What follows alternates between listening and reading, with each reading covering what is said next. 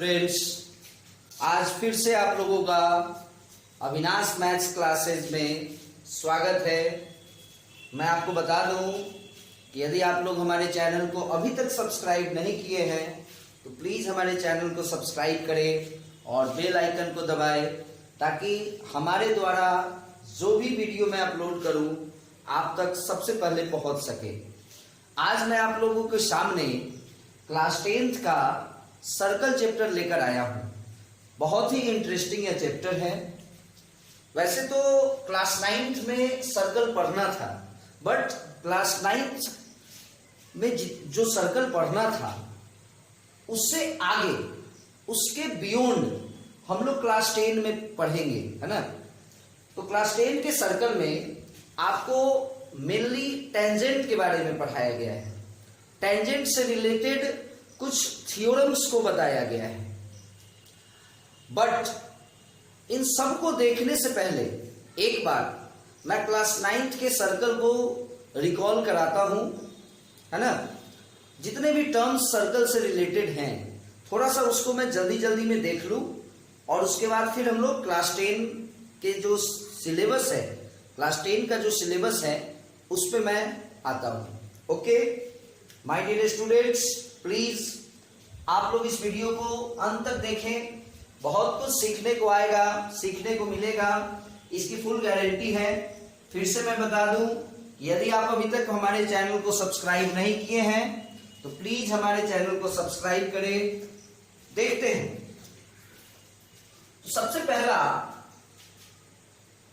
मैं आपको बताने जा रहा हूं कि what is circle. Definition of circle मैं आपको बताने जा रहा हूं कि सर्कल का डेफिनेशन क्या है। ए कलेक्शन ऑफ, सर्कल का जो डेफिनेशन हम लोग पढ़ेंगे वो पढ़ेंगे कि a collection of points in a plane which is arranged in such a way that its distance from a fixed point is always constant। देखते हैं हम लोग इसको, always constant। देखिए सर्कल का डेफिनेशन क्या होता है। Collection of points, it means बहुत सारे पॉइंट का कलेक्शन है, यानी बहुत सारे पॉइंट से मिलकर के सर्कल बनता है। बहुत सारे पॉइंट से मिलकर के सर्कल बनता है और जितने भी पॉइंट होंगे ना वो सारे के सारे पॉइंट किसी खास पैटर्न में अरेंज होता है और अरेंजमेंट इस तरह का होना चाहिए कि उन सभी पॉइंट का एक फिक्स पॉइंट होता है। उस फिक्स पॉइंट से उन सारे पॉइंट का डिस्टेंस हमेशा सेम होना चाहिए।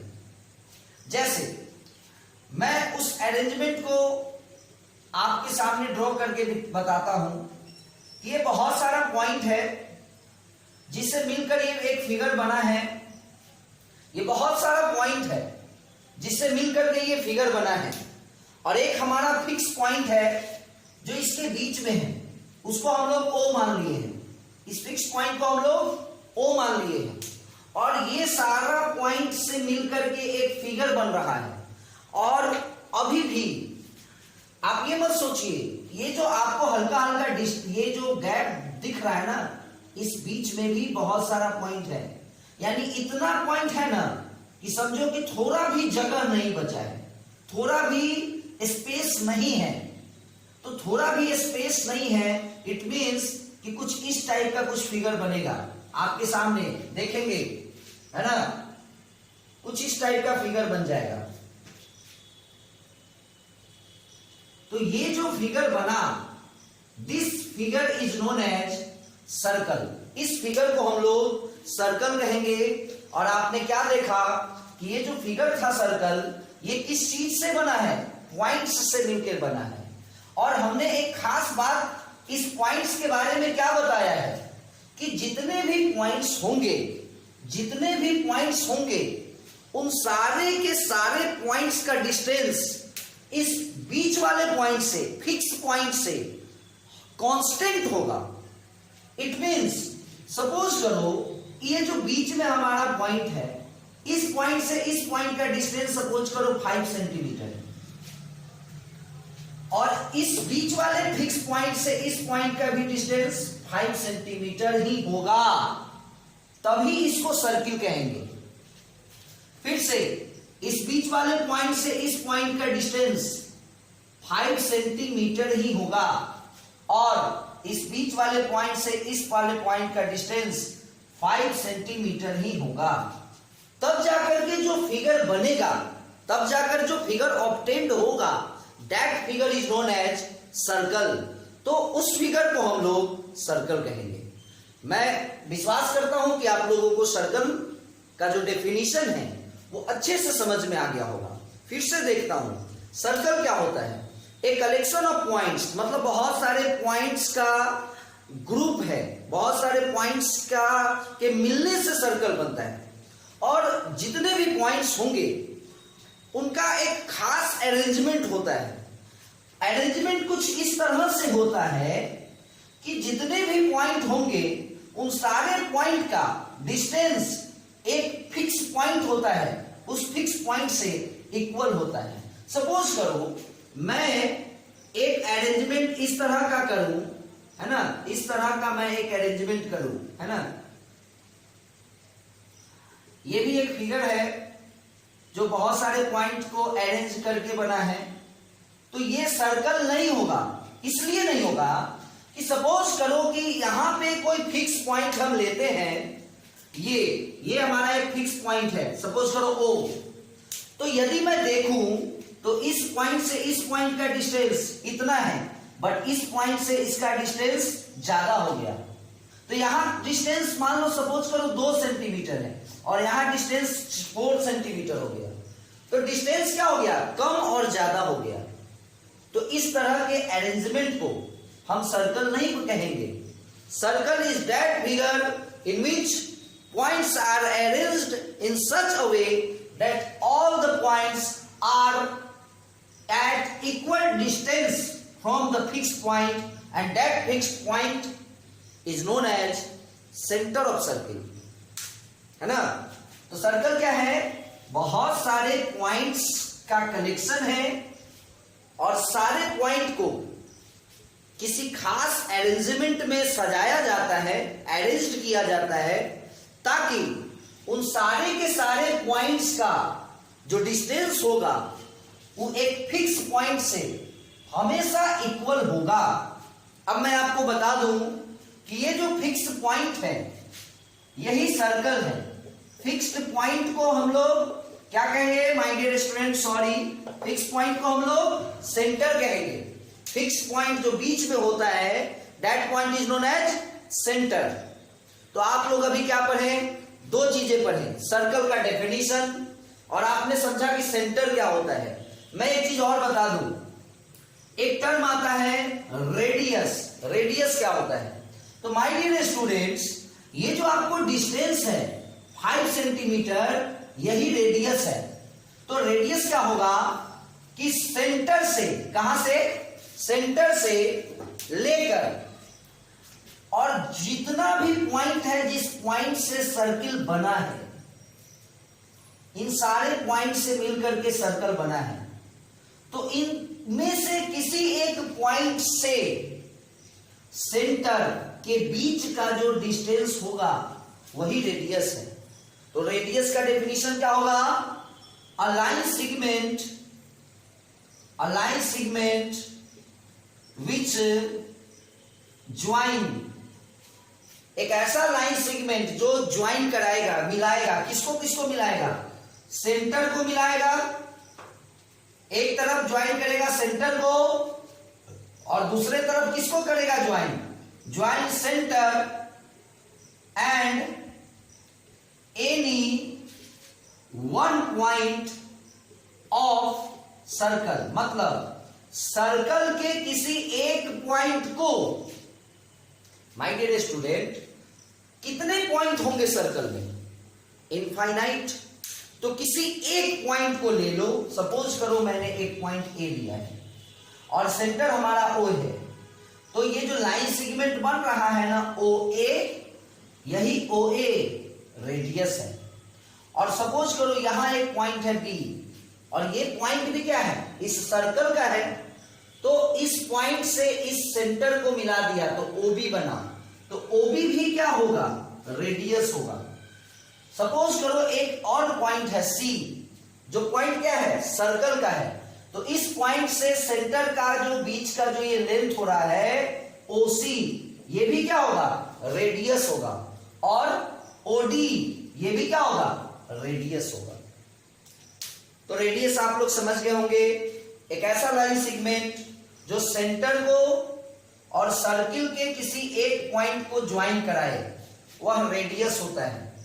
और माय डियर स्टूडेंट, मैं आपको एक बात बता दूं कि एक सर्कल में इनफाइनाइट नंबर्स ऑफ रेडियस होंगे और एक सर्कल में जितने भी रेडियस होंगे सबका लेंथ इक्वल होगा। अगर कोई सर्कल है और उसका एक रेडियस अगर 5 सेंटीमीटर का है तो हर रेडियस 5 सेंटीमीटर का होगा। यदि कोई सर्कल है जिसमें कोई एक रेडियस 7 सेंटीमीटर का है तो हर रेडियस 7 सेंटीमीटर का होगा। आइए और भी कुछ डेफिनेशन पढ़े हम लोग, उसके बाद मैं आपको हल्का सा बता दूं कॉर्ड के बारे में, थोड़ा सा जल्दी से देखा जाए क्योंकि आप लोग क्लास 9 में भी इसको अच्छे से पढ़े थे। देखिए कॉर्ड क्या होता है, जैसे एक सर्कल है ना, इस फिगर को क्या कहेंगे हम लोग, सर्कल कहेंगे। और माय डियर स्टूडेंट, मैं आपको एक बात बता दूं कि इस फिगर को सर्कल कहेंगे, बट ये जो हमारा आउटर कवरिंग है ना, ये जो आउटर कवरिंग है, ये जो बाउंड्री है, सर्कल का बाउंड्री है, इस बाउंड्री को हम लोग सरकमफेरेंस बोलते हैं। क्या बोलते हैं, सरकमफेरेंस बोलते हैं। और बीच में जो हमारा फिक्स पॉइंट होता है उस पॉइंट को हम लोग क्या बोलते हैं, सेंटर। और अभी अभी पढ़े हैं ना, ये हमारा क्या है, रेडियस है ना, ये क्या है, रेडियस। अब हम लोग पढ़ेंगे कॉर्ड के बारे में। तो कॉर्ड में मैं आपको बता दूं, कॉर्ड का डेफिनेशन बहुत ही आसान होता है कि एक ऐसा लाइन सेगमेंट जो सर्किल के किसी दो पॉइंट को मिलाए। ध्यान दीजिएगा, एक ऐसा लाइन सेगमेंट जो किसको मिलाए, सर्कल के दोनों पॉइंट को। रेडियस में क्या था, सर्कल का एक पॉइंट और एक तरफ क्या था, सेंटर था, उसको मिलाया गया था तो रेडियस बना था। बट कॉर्ड में हमने आपको क्या बताया कि दोनों का दोनों पॉइंट जो होगा वो क्या होगा, सर्कल का होगा। तो ए क्या है, पॉइंट्स ऑफ सर्कल, बी क्या है, पॉइंट्स ऑफ सर्कल। तो इस दोनों पॉइंट्स को मिलाकर जो लाइन सेगमेंट हमारा तैयार हुआ, दैट इज ए बी, इसी ए बी को हम लोग कॉर्ड कहेंगे। क्या कहेंगे इसको, कॉर्ड कहेंगे। ये जो ए बी है ये हमारा कॉर्ड है।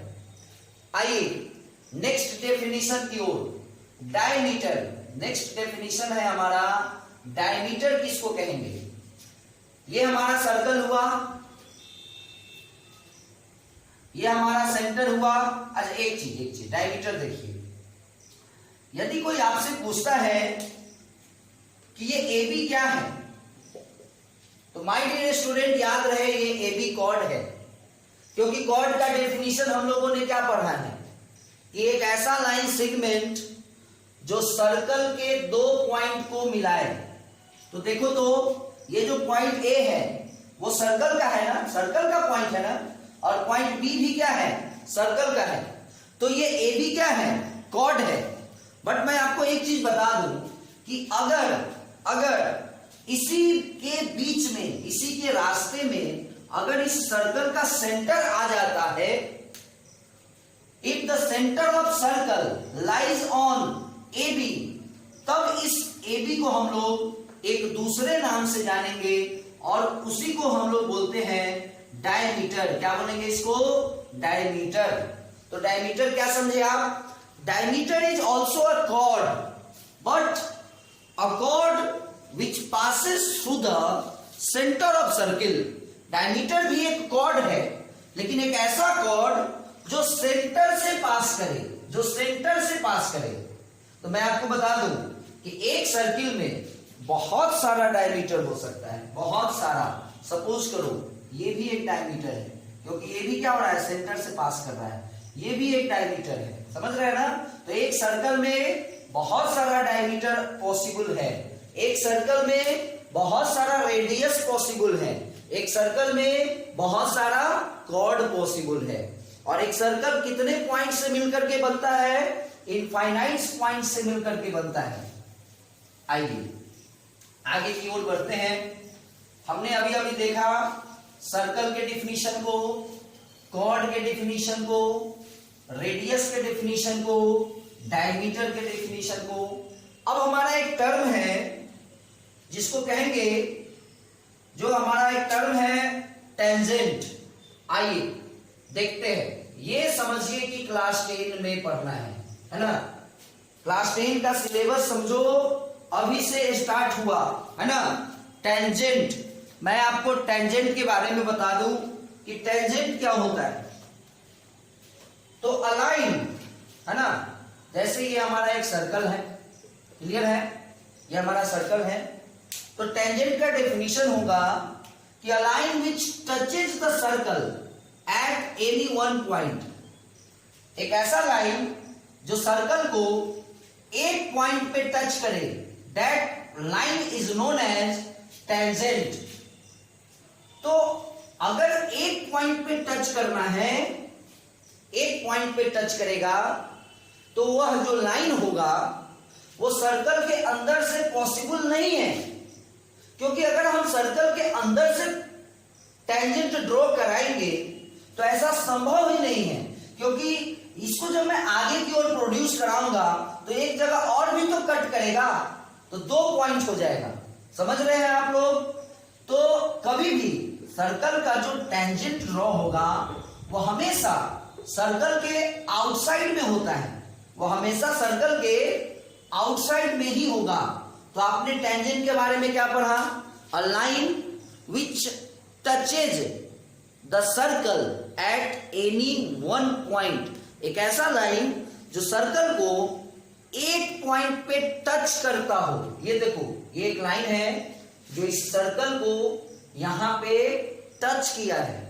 तो मैं आपको बता दूं कि ये लाइन टेंजेंट है। इस लाइन को हम लोग क्या कहेंगे? टेंजेंट।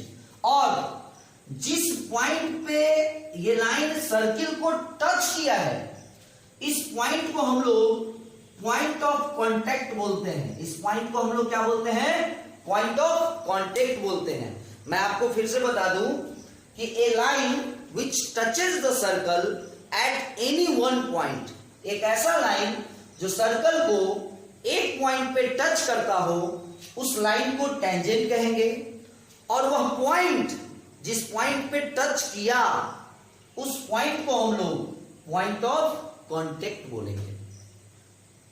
तो ये हमारा टेंजेंट का डेफिनेशन था।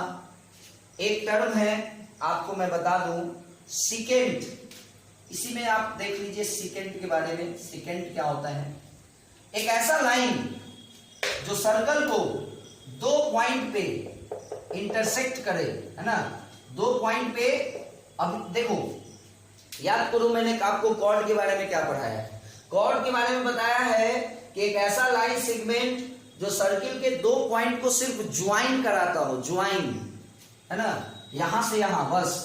और सेकेंड क्या होता है कि एक ऐसा लाइन जो सर्कल को 2 पॉइंट पे इंटरसेक्ट कर दे, है ना, तो उसको हम लोग सेकेंड बोलते हैं, है ना। ये आपको सेकेंड है, सेकेंड, है ना। तो क्लियर है? टेंजेंट आप लोगों को समझ में आ गया, आप लोगों को पॉइंट ऑफ कांटेक्ट समझ में आ गया, आप लोगों को सेकेंड समझ में आ गया, है ना। तो ये तो कुछ डेफिनेशन की बातें थी जो बताना जरूरी था। अब हम लोग क्लास 10 के सिलेबस पढ़ाते हैं। क्लास 10 का जो हमारा सर्कल चैप्टर है, चूंकि यह जो वीडियो है वो क्लास 10 के लिए है, तो क्लास 10 का जो सर्कल चैप्टर है उस पे हम लोग आ जाए। तो मैं आपको एक बात बता दूं कि इस पूरे क्लास 10 के सर्कल चैप्टर में, ये जो हमारा क्लास 10 का सर्कल चैप्टर है, इसमें आपको 4 थ्योरम से रिलेटेड ही पूरा का पूरा चैप्टर है। 4 थ्योरम, ओनली 4 थ्योरम, 4 थ्योरम्स। तो हम लोग बात करते हैं थ्योरम नंबर 1 पे, 1 का, है ना। थ्योरम नंबर 1, थ्योरम 1 का डिस्कशन करते हैं। देखिए क्या है थ्योरम 1 सर्कल चैप्टर का, क्लास 10 का। ये हमारा एक सर्कल है, ये हमारा एक सर्कल है।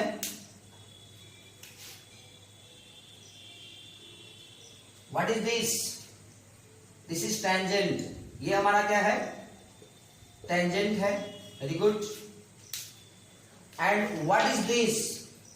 This is point of contact. This is point of contact. And my dear student, please आप लोग बताए कि ये क्या है? ये what is this? This is centre of circle. This is centre of circle and this one is point of contact, है ना। This one is point of contact, suppose M, है ना। M is point of contact, O is the centre of circle and suppose AB is the tangent. तो theorem 1 कहता है कि यदि कोई लाइन सेंटर से आएगा, कहां से आएगा? सेंटर से आएगा। यदि कोई लाइन सेंटर से आएगा, चलो आ रहा है लाइन, कहां से आ रहा है? कहां से आ रहा है? सेंटर से आ रहा है। कहां से? सेंटर से। यदि कोई लाइन सेंटर से आएगा और यदि वह पॉइंट ऑफ कॉन्टेक्ट से जाके मिला, बात को समझिएगा, यदि कोई लाइन सेंटर से आएगा, ठीक है, आ रहा है, आ गया और जाकर पॉइंट ऑफ कॉन्टेक्ट से मिला, M is the point of contact, तो भाई साहब, माय डियर स्टूडेंट, मैं आपको बता दूं कि वह जो लाइन होगा वह टेंजेंट के साथ 90 डिग्री का एंगल बनाएगा। माय डियर स्टूडेंट, यहां पे जो एंगल बनेगा आपको वो 90 डिग्री का एंगल बनेगा।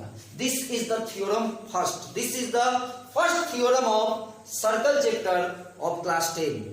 फिर से सुन लीजिए, एक सर्कल है और ये हमारा एक टेंजेंट है, ये हमारा सेंटर है और ये हमारा M जो पॉइंट है, ये आपको क्या है?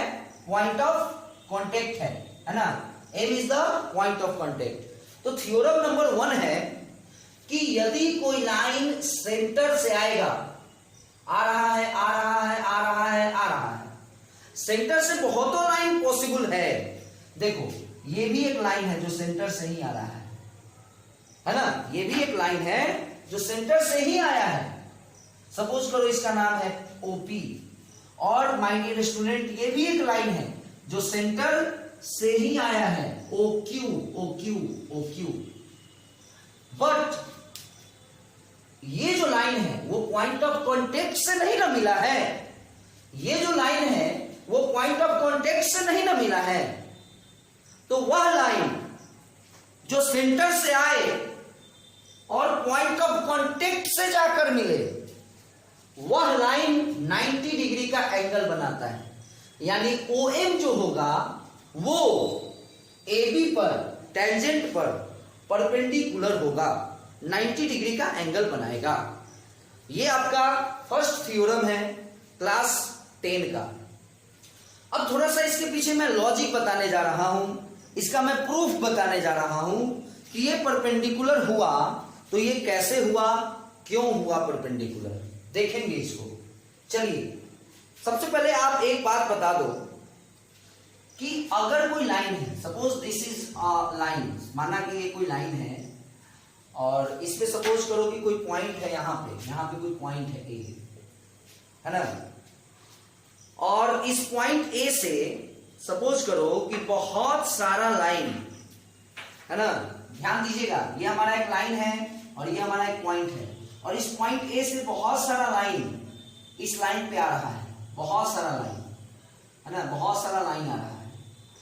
तो माय डियर स्टूडेंट, आप एक चीज याद रखिएगा कि अगर ये 10 होगा ना तो ये 8 होगा और ये 7 होगा, और अगर हम एक और लाइन ड्रॉ कर दे तो ये 6 होगा, और इधर से भी 10, 8, 7, है ना, 6। लेकिन जो सबसे छोटा होगा, बात को ध्यान दीजिएगा, जो सबसे छोटा होगा वो वही होगा जो एकदम स्ट्रेट होगा। The smallest one is that line which is straight. तो यहां से जो लाइन एकदम स्ट्रेट होगा, एकदम स्ट्रेट, है ना, वो समझ लेना आप कि सबसे कम लेंथ का होगा। यानी इसी पॉइंट से बहुत सारा लाइन ड्रॉ हुआ इस लाइन पे, सपोज करो ये लाइन हमारा PQ है, तो इस पॉइंट से बहुत सारा लाइन ड्रॉ किया गया है इस लाइन पे। एक का लेंथ 10 है, 8 है, 7 है, 6 है, इधर से भी 10 है, 8 है, 7 है, 6 है, और ये जो है, ये जो हमारा लाइन है जो एकदम स्ट्रेट आप लोगों को दिख रहा होगा, ये 5 है। तो याद रखिए माय डियर स्टूडेंट कि सबसे छोटा जो लेंथ होगा वो वही होगा जो एकदम स्ट्रेट होगा। और एकदम स्ट्रेट का मतलब क्या हुआ? 90 डिग्री का एंगल बनाएगा। हमने पढ़ा है स्ट्रेट 90 डिग्री का मतलब ही होता है एकदम पूरा पूरा स्ट्रेट खड़ा होना। थोड़ा भी अगर हम ऐसे झुक जाए तो 90 डिग्री नहीं होगा। स्ट्रेट मीन्स स्ट्रेट, है ना। तो ये हमारा 90 डिग्री होगा। यदि मैं अब इस लॉजिक को यहां पे लाऊं तो अब थोड़ा सा समझिएगा इस चीज को। तो आपने समझा, आपने ये समझा, फिर से मैं रिपीट करूं इस बात को कि किसी भी पॉइंट से किसी भी लाइन पे बहुत सारे लाइन को ड्रॉ किया जा सकता है, बट जो सबसे छोटा होगा वो परपेंडिकुलर होगा, वो एकदम स्ट्रेट वाला ही सबसे छोटा होगा और स्ट्रेट वाला परपेंडिकुलर होगा। तो अगर उस लॉजिक को यहां पे यूज करते हैं तो ये हमारा एक लाइन है AB हमारा एक लाइन है, AB हमारा एक लाइन है, और एक पॉइंट है O जो कि सेंटर है, और यहां से टोटल 3 लाइन इस लाइन AB पे आया है। एक OP है, एक OM है और एक OQ है। तो आप लोग बताइए कि OM जो है वो रेडियस है। OM क्या है? रेडियस है। बाद बाकी जो भी है OP या OQ वो रेडियस नहीं है। और दूसरा नंबर बात कि ये जो पॉइंट P है वो सर्कल के बाहर है, पॉइंट Q है वो सर्कल के बाहर है। तो स्वाभाविक है कि OP जो होगा वो इस OM से बड़ा होगा। ये जो OP होगा ना वो इस OM से बड़ा होगा, क्योंकि देखिएगा यहां ध्यान से, एक और भी पॉइंट हमने यहां पर, मैं एक और पॉइंट यहां ले लूं R। तो आप बताओ, अब स्पष्ट आप लोगों को यह दिख रहा होगा कि ये जो OP है ना ये बड़ा होगा OR से। क्लियर? क्योंकि OR से भी आगे बढ़ने पर OP आया है, तो OP OR से बड़ा है। और माय डियर स्टूडेंट आप एक बात बताइए कि OR रेडियस है ना, रेडियस है ना OR, और OM भी क्या है? रेडियस ही है। तो रेडियस तो बराबर होता है ना किसी भी सर्किल का, तो OR की जगह पर मैं OM लिख सकता हूं। तो OP बड़ा होगा OM से। क्लियर? ठीक उसी तरह से OQ भी बड़ा होगा OM से। यानी 100 बात की एक बात कि हर वो लाइन जो इस सर्कल के बाहर पॉइंट हो और उसको मिलाने से बनेगा वह OM से बड़ा होगा। यानी OM जो होगा ना, जितना भी लाइन इस O से ड्रॉ किया जाएगा इस AB पर, OM सबसे छोटा होगा। और अभी अभी हम लोग यहां क्या पढ़े थे कि किसी भी पॉइंट से किसी भी लाइन पर कितना भी लाइन आप ड्रॉ कर लीजिए, बट जो सबसे छोटा होगा वो एकदम स्ट्रेट होगा, और एकदम स्ट्रेट होगा मतलब 90 डिग्री का एंगल बनाएगा। क्लियर है ये थ्योरम? तो ये आपका फर्स्ट नंबर थ्योरम था, जो मैं विश्वास करता हूं कि आप लोगों को पूरा का पूरा समझ में आ गया होगा। चलिए आगे की ओर बढ़ते हैं।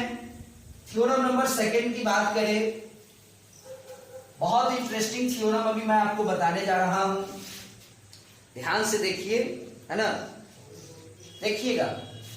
अब मैं आपको बताने जा रहा हूं थ्योरम नंबर 2। इसी में हम लोग और भी थ्योरम को डाल लेंगे, है ना, एक ही थ्योरम में और भी कुछ कुछ डाल दिया जाएगा, है ना, एक ही से सब प्रूफ हो जाता है। देखिए इसमें क्या पढ़ना है, जैसे ये सर्कल है और आपको अगर कोई एक एक्सटर्नल पॉइंट दिया जाए, एक्सटर्नल पॉइंट मीन्स सर्कल के बाहर कोई पॉइंट, सपोज करो this is the external points, है ना, ये हमारा एक्सटर्नल पॉइंट्स है ए, और यदि आपको ये कहा जाए कि आप इस सर्कल पे इस पॉइंट से टेंजेंट ड्रॉ करें, तो आप केवल 2 टेंजेंट ड्रॉ कर सकते हैं। देखिए टेंजेंट नंबर 1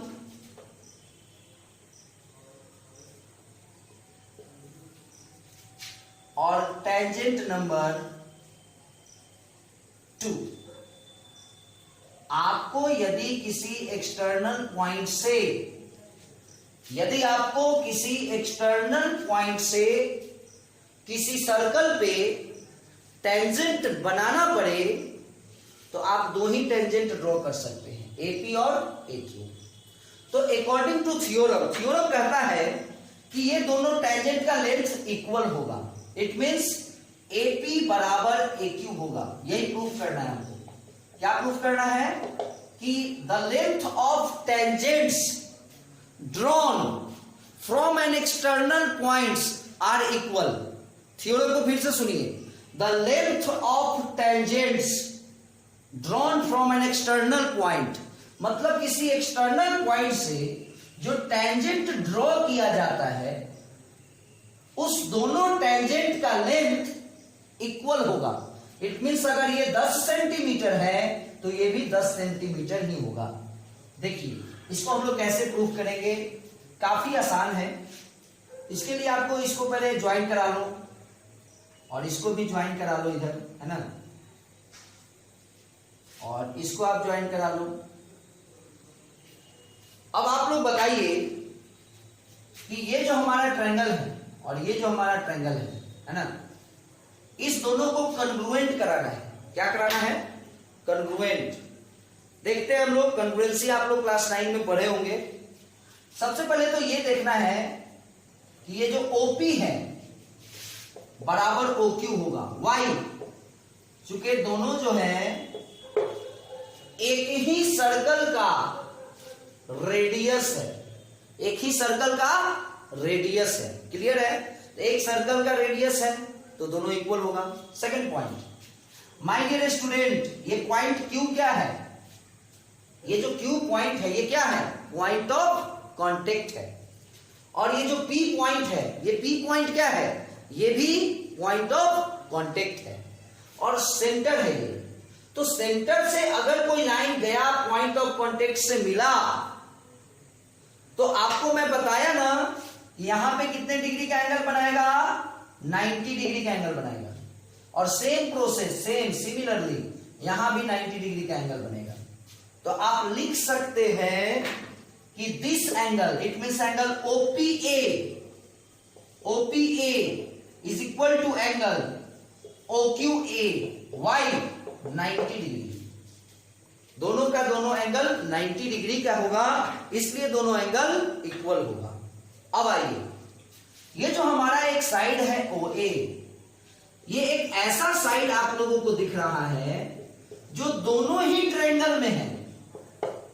तो दोनों ही ट्रायंगल में होने के कारण अगर इस ट्रायंगल में ये 10 सेंटीमीटर का है तो इस ट्रायंगल में भी तो ये 10 सेंटीमीटर का ही होगा ना, तो ये कॉमन हो गया जो कि इक्वल हो गया। तो आपने क्या देखा कि एक तो राइट एंगल है दोनों ट्रायंगल में, और राइट एंगल के सामने का साइड इक्वल है, मतलब हाइपोटेनस इक्वल है, और उसके अलावा एक साइड OP और OQ इक्वल है, यानी RHS से राइट हाइपोटेनस साइड से ये दोनों ट्रायंगल एक दूसरे के कॉन्ग्रुएंट हो गया।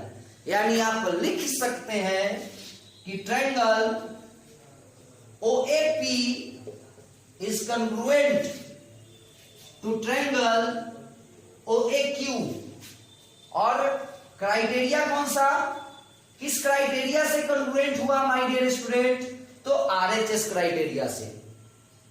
और आपने इतना पढ़ा है क्लास 9 में कि if two triangles are congruent then their corresponding parts are equal, CPCT। तो CPCT से AP is equal to AQ, AP is equal to AQ, CPCT। Theorem number 2 clear हो गया। थ्योरम नंबर 3 कहता है कि दोनों का दोनों टेंजेंट सेंटर पे, कहां पे, सेंटर पे इक्वल एंगल बनाएगा। ये भी तो प्रूफ हो गया। अगर ये दोनों ट्रायंगल कॉन्ग्रुएंट हो गया तो ये दोनों एंगल भी इक्वल हो जाएगा CPCT से। इसलिए हमने कहा था कि एक ही थ्योरम में और भी थ्योरम प्रूफ हो जाएगा।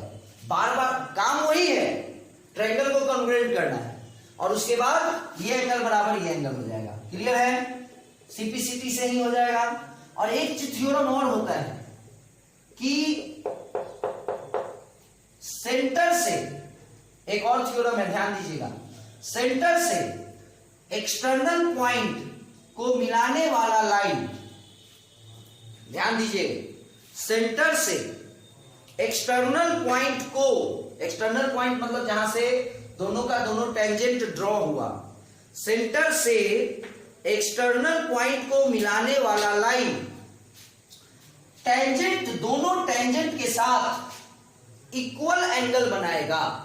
तो स्वाभाविक है कि जब ये दोनों ट्रायंगल कॉन्ग्रुएंट हो गया तो ये एंगल भी तो इक्वल होगा। अगर ये एंगल x है तो माय डियर स्टूडेंट ये भी x होगा, ये भी आपको CPCT से हो जाएगा। Angle OAP is equal to angle OAQ। तो एक ही थ्योरम में एक बार आप कॉन्ग्रुएंट इस दोनों ट्रायंगल को कर लिए तो AP बराबर AQ हो गया। The length of tangents drawn from external points, किसी भी एक्सटर्नल पॉइंट से दो टेंजेंट यदि आप ड्रॉ कराते हैं तो दोनों टेंजेंट का लेंथ इक्वल होगा। ये भी प्रूफ हो गया। दोनों टेंजेंट, किसी भी एक्सटर्नल पॉइंट से आपने जो दो टेंजेंट बनाया वो दोनों का दोनों टेंजेंट सेंटर पे इक्वल एंगल बनाएगा। ये भी आपको प्रूफ हो गया। जब ट्रायंगल कॉन्ग्रुएंट हो गया तो आप लिख सकते हैं angle AOP is equal to angle AOQ। ये भी आपका सेम रिजल्ट है CPCT।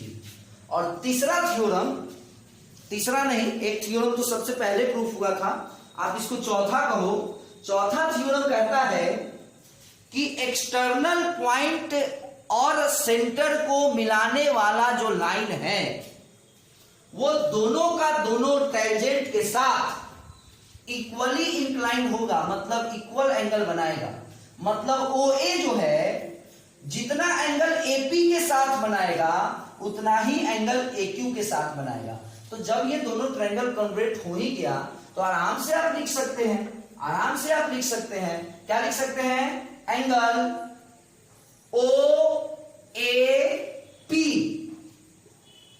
Is equal to angle OAQ। ये भी आपका CPCT हुआ।